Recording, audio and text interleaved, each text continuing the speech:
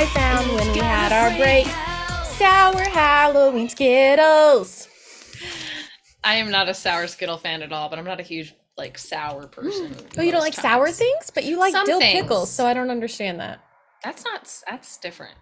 They are sour though. Well, to me, That's it's kind of different. sour, but it is a little different. You're It's right. different. That's like it's vinegar. I like sour you know? candies. Sour candies, there's certain ones I can eat.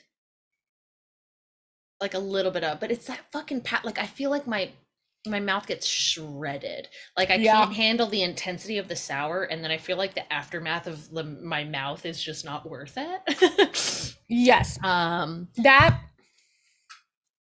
I can totally relate. Yeah. To that feeling. Oh, look at that. Sour. For sure, because it can like make everything kind of raw. Which if I eat, we're watching Doctor Who. Well, kind of Doctor Who, behind the scenes of Doctor Who. I mean, it's Doctor Who, but yes, it's Doctor behind the scenes. Yes, and we I are about to light it up like dynamite. Do we need to take a moment? I do, because from wearing headphones all day and then like emoting, like laughing and smiling, whatever, I have a little bit of jaw tension. Ow. No, yeah. Everyone gets their moment of zen with the Gallifrey gals. We haven't done this in a little while. We haven't. Howie. Oh my gosh. She's always good. Give yourself just a little bit of jaw love, everyone. It's really good for you to just unclench your jaw. Let go of the tension. You better be doing this with us. Shoulders. You better be doing this with us. Unclench your jaw right now. Feel not stressed out. See how much better it is? So much better. You know what I'm going to demand next? What? Hydration station.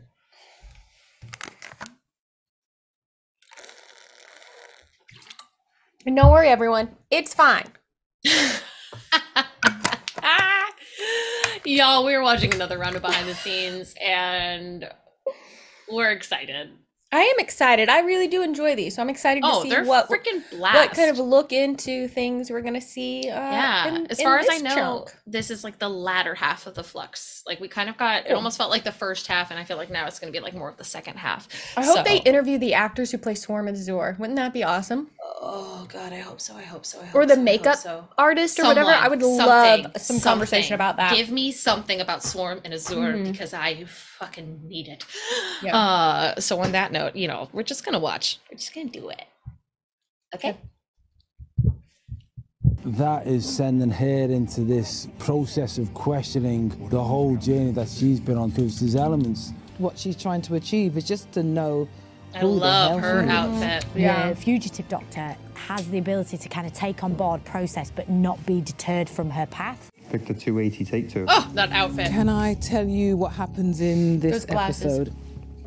Everything. I'm back. I'm in back. this situation because I have the memories of her now very clear and knows exactly what's going on. A few things popped up in the last series, me. Every bit of information she was giving was kind of leading us both to something, whereas for me now, I know who she is. The whole journey of the Doctor during this is to find out who she is, and she sees her old self.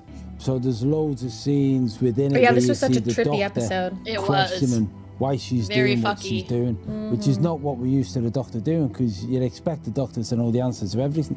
When I was in the scenes where I have to flipped between both Doctors, it was as, I suppose, as simple for me is one of the big things that I do as the 13th is fidget. So I basically inhabit my terrible posture, which is a bit hunched and a bit I love it. I inhabit my terrible posture. I whereas Joe's Doctor is much more direct. So my posture was taller, stronger, and it's true. Much more. I stay still. It's really interesting.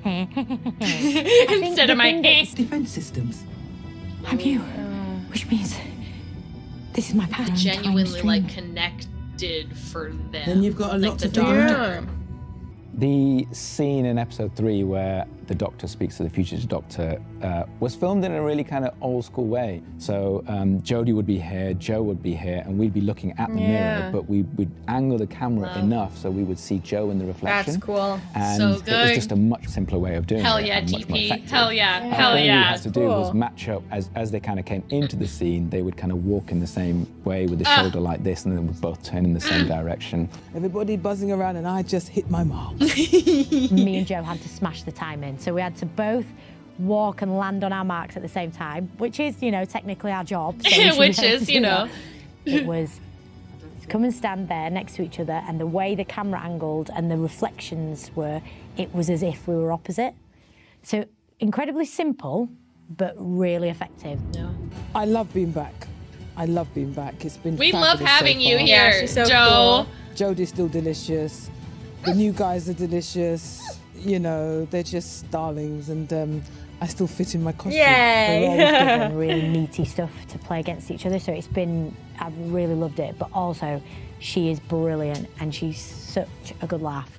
Unit in episode 5. Oh, I was so looking forward to bringing Unit back, and we've been sort of planning this for a while because, you know, the worst thing that can happen to it is it's been under threat. When we knew that Robert Bathurst was going to come and play the character, that was a really thrilling moment. I love his performance, and him and Craig are just fantastic together. She's always admired her father tremendously and looked up to him and the work that he did. She followed a similar path, but she wanted to make it her own. And she's very specific about that early on. So Prentice, Oh, hello. who is still the grandson, infiltrates the unit and works his way up in the ranks to That become jacket is the head so of the unit, extra. which is No what he love needs it to on take there. control. I wanted to play a character that would come in and raise some hell and shake things up. And basically everything I do, my son can't watch because it's all after the work. So I needed to do something to prove that I'm going away and I'm an actor. So this is the perfect job for me. I've been sort of living vicariously through it over the last few years because of my son being such a massive fan. It's just so great that, you know, Jodie's his doctor. It's a wonderful community to be a part of. I feel incredibly lucky. This has been a gift from the beginning, and it has continued to give, and I am endlessly grateful. We're right back to where Paula and I were last BTS episode, which is, God damn it, to work on Doctor Who. A real warmth. I loved writing the Weeping Angels. They are great in any environment, and they're inherently mysterious and threatening. It's a really, really thrilling monster to write for. Just staring without blinking is so hard. The Weeping Angel, the dangerous part of it is that when you look at something, it's inevitable that you look and you look away, you take a view of it, you look away. With a Weeping Angel, you can't look away, but not only can you not look away, you also can't blink. Also, to be able to talk to people now about the Weeping Angel and what so it looks cool. like and what it was like to work with them and all that stuff is going to be really exciting going forward. You know that they aren't real and they can't move, but they have a real kind of ominous presence. I sort of don't like standing near them. They're kind of eerie. It would freak me doesn't help out. that sometimes we do have real performers in the Angels. See what you think is a statue out of the corner of your eye, and all of a sudden it yawns or takes a sip of coffee or something, and it's and you're just like, it's quite freaky. Yeah, and you're like, no, thank you. I won't lie, seeing people who dressed up as the Weeping Angels at Gallifrey last year, on this episode you're just kind is of like to find new ways to move the angels. And it's a bit fiddly because they've got masks on and they can't see where they're going, and it's hard doing it that way. But I hope it's going to pay off in a couple of really nice, unexpected moments. It absolutely does. You tend not to expect to see the angel move in the same shot. The angel going into a human's mind was the perfect way to trap me. Of and course. it worked. And at the end of the episode, surrounded by an army of angels, there's nowhere to go. Hate it. Except stand, quickly discover that I've fallen for a trick. And you take a photos taken of you from all angles, because all of this will be done in post. Some of our Weeping Angels are actually actresses in the makeup and the costume. So cool. We're still quite early on in that. We haven't started the VFX on it, but I hope it'll be a really memorable part of that episode in this series, having the Doctor turn into an angel. So the Sontarans are a clone race. I'm going to talk about the Sontarans now. All right, Very Sontar. ugly, nasty, aggressive, and militaristic race. As far as the aliens go and the monsters that we come across, yeah. they are the noisiest, loudest, angriest, nastiest, ugliest ones amongst them. Hey, they've been brilliant. They've chased me all over the place and attempted to kill me a few times. They've chased me all over the place. Attempted to capture me. Get to be rude to everyone as well. I shall massacre you for revealing privileged military information. I'm actually quite polite quite a lot of the time, even if I'm raging on the inside. And the Sontarans allow me to vent that. The responsibility of bringing it back sometimes weighs heavily, but I don't let that stop me. The past is a huge well of information, and it's lovely to dig it all up and bring it out. I really like him. I like the I way like he him a talks lot. about his work. Yeah. Fingers crossed. It's very passionate and they'll go down quite well. They are ravagers of time, and essentially their desire is destruction. This is death. what we want. to reign in hell. And they feed off chaos. What makes Swarm so terrifying is I think really he's one of those people who he's very perceptive. He can really read people unbelievably well and predict what they will do. He's kind of as crafty as they come. Their use and control of the Moray is appalling to the Doctor as well. I see them as a kind of, imagine you have a kind of filtering system for the waterworks. Well, they are the filtering system for time in the galaxy. Interesting. Stylish, fashionable, vain, and Like cruel. vain and all that has to come out in their costumes. Look at that. Detail. All the way down, even on the all the legs. way And down. along the bottom of the. So cool. And he's even managed to put in a little silver line around the edge of the jacket, so as it hits the light, you'll see, which gives it really yes. a real sci-fi How vibe. cool. And we've got matching crystals on our glove. Wow. Swarm and Azor, I mean, as characters, and obviously the actors who played them, unbelievable. I mean, like, unbelievable. Yeah. The performance that they give. Remarkable. Considering that they've been in since 4 o'clock in Yes. the morning getting Oof. made up. It's staggering. You don't have to do this. Tell me what you want. What? All in good time. Oh, it was such a good ending. Oh. Oh, y'all, I love this fucking I'm show. so glad when we were like, I really hope they talk about Swarm and Azor. I'm so glad they did. It was so interesting. So interesting. I love it so much. I want to see if I can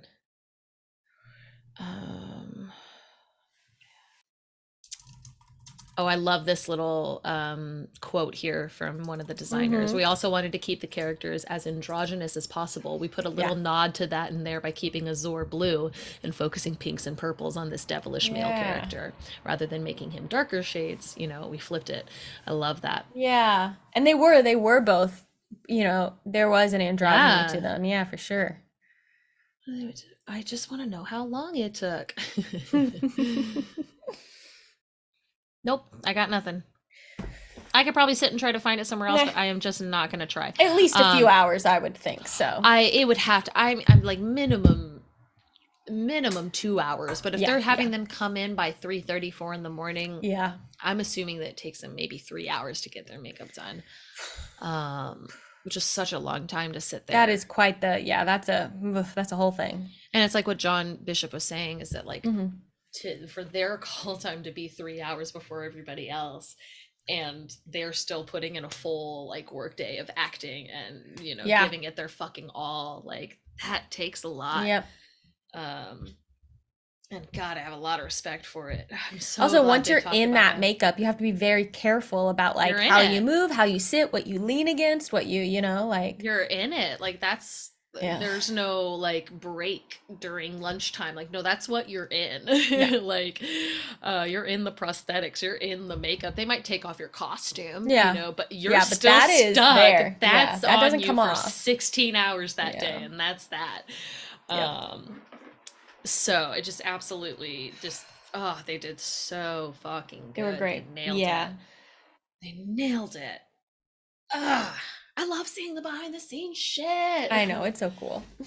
That It costume really is. designer is everything. I like him a lot. Yeah. I fucking adore him. I just love hearing people talk about what they're passionate Yeah, yeah. and especially when they are like, they're so passionate about it. Like the whole Mary C.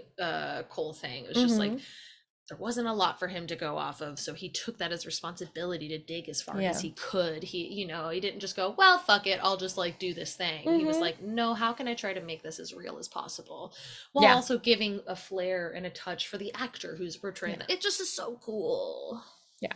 Yeah, it is. So it's just really interesting. Yeah, I love seeing how all these people work together. I love seeing the team. I love seeing the and it's like Paula said it earlier, I don't know if it will be in the YouTube edit or not, but like it's so incredible watching these, and it's also so hard because as performers, so I get jealous. I want to jealous be on set like that. 110%. Jealousy is a completely valid emotion, and totally feel it. And you can feel jealousy and still like know, hey, if you touch my plants, I will.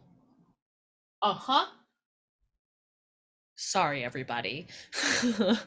My plants. Mom voice had to come out. My plants are like my babies, but my other babies like to try and eat them. Yogi, I will fight you. Anyways.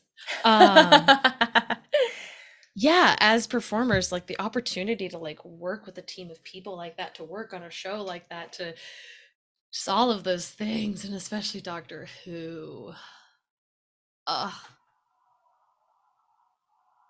Yeah. It's cool because a lot of them you can tell are like, I am a fan of the show and now I get to be on it, and that's a pretty cool like feeling. Like the actor Kate Stewart, you know, she's just like, this has been incredible the entire time. Like, it's so cool. Good. Well, there you go. We did some behind the scenes stuff. Hope you enjoyed it. We enjoyed it, so I hope you did too. And if you want to see full-length reactions for things, you can join our Patreon, patreon.com/GallifreyGals. We have a Discord community you get to be a part of. And of course, those full-length reactions. And if you don't want to do that, or you do want to do that, another option of other things you can also do is subscribe to this channel.